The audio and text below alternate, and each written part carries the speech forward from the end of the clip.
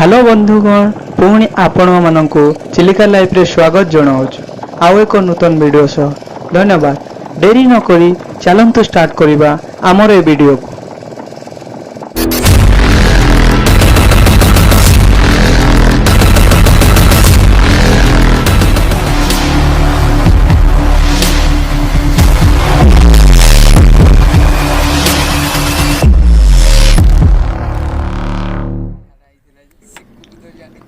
Hello बंधुगण आम ए चिलिका भितर अच्छु आ बुली बुली किसी माछ संग्रह करिछु। एबे टाइम हम 1:30 तो एबे आम डोंगा रखी रोषे करूँ। देखु भाई आमर ए मसला काटुंट चलतु किपर माछ कटा जाए चलतु देखा। देखु ये माछर नाम बेकेटी यार दाम अधिक आपण मैंने देखिपे माछ काटा स्टार्ट हो जाइए। एबे माछ कटा सरिला आमे माने रोषेई केमिति करिबा सेटा मध्ये आपण देखिबा आपनको भल लागिबा।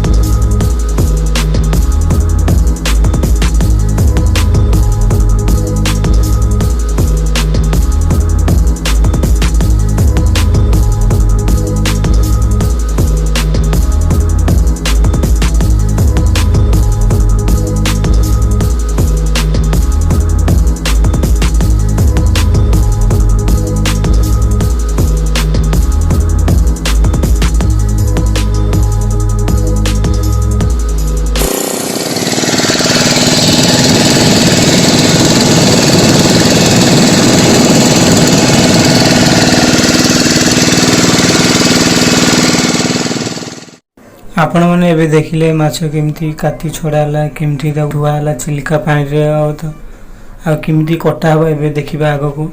धन्यवाद।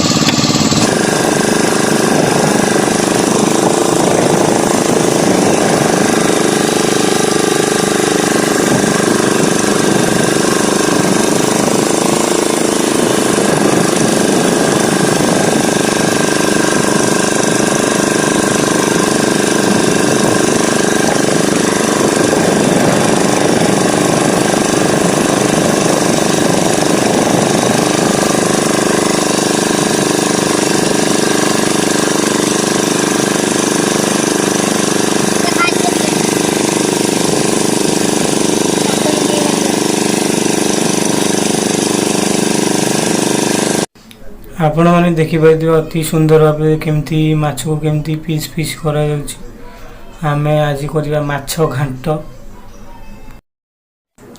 बेकेटा सहित ये छोट माछ किसी ऐड करवा जहाँफल घांटा आमको खाइबा सुंदर लगे बढ़िया लगे टेस्ट तार बढ़िया रमें ए चिलिकार जाऊँ आ केमती रोषे कर देखो चलतु देखा केमती रोषे करा जाए।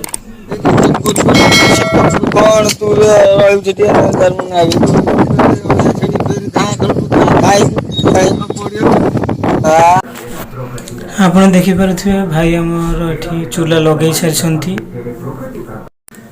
आम एठारे प्रथम पियाज भाजवा तो पियाज भाजिला किसी समय पर पुणी तेल पकई कषा।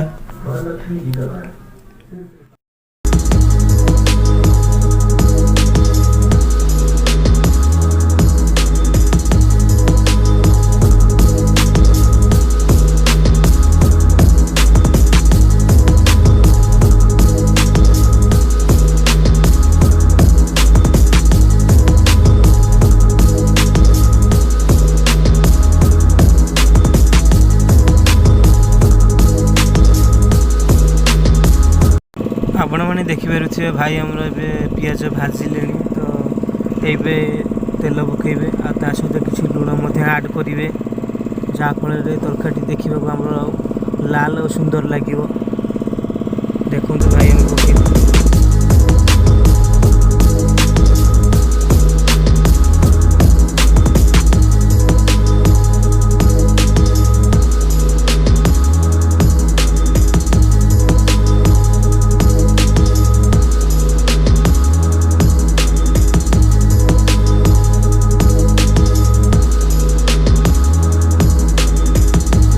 आपण मैंने देखिपे पिज भी भल भाजी हो आम ए मसला आड करवा चिलिकार समस्त मसला एकाथर पक जाए जहाँफल तरकारी बहुत पूरा स्वादिष्ट रहे टेस्ट लगे आखि सुंदर लगे।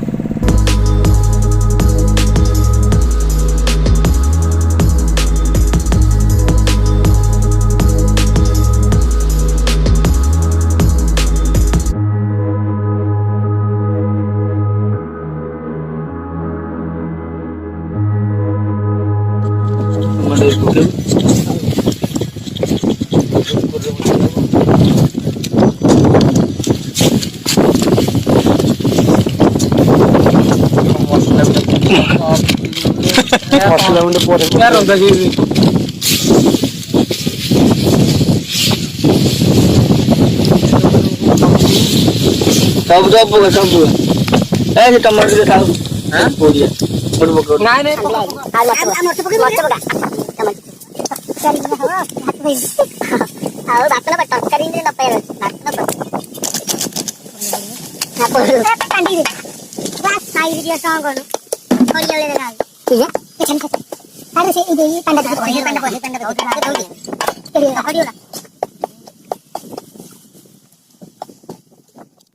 आमर ये मसला हो कि भाई पानी आड कर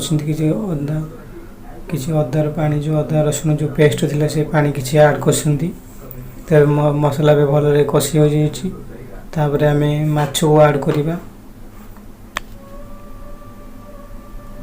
भल भाव कि भल भाव फुटला टिके फुटला माछ को आड करदे माछ आपण मैंने देखिपे भाई आमर ये माछ को आड कले मसला सहित तो आड करी माछ को टिके घांटी आउ फुटे दे तो जल्दी हो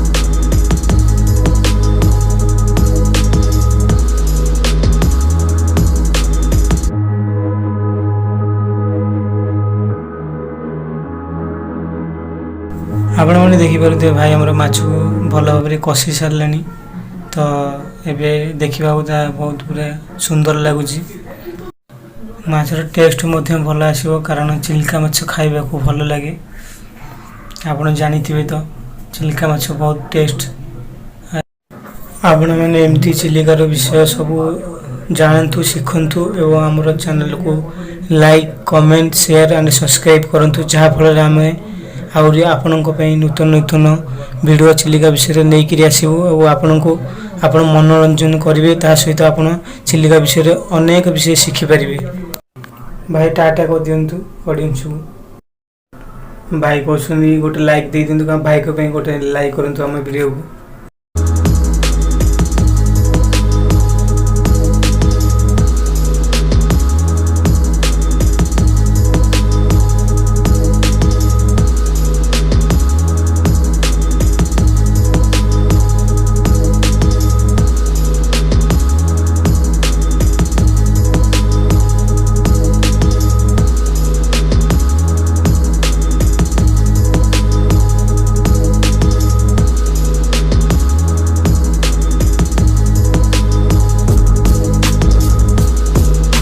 हेलो फ्रेंड्स फाइनली आमर ए ବେକଡ଼ା ଘାଣ୍ଟ ହୋଇଯାଇଛି ଆଉ ତା ସହିତ କିଛି ମାଛ ମଧ୍ୟ ଆଡ଼ କରାହେଇଥିଲା।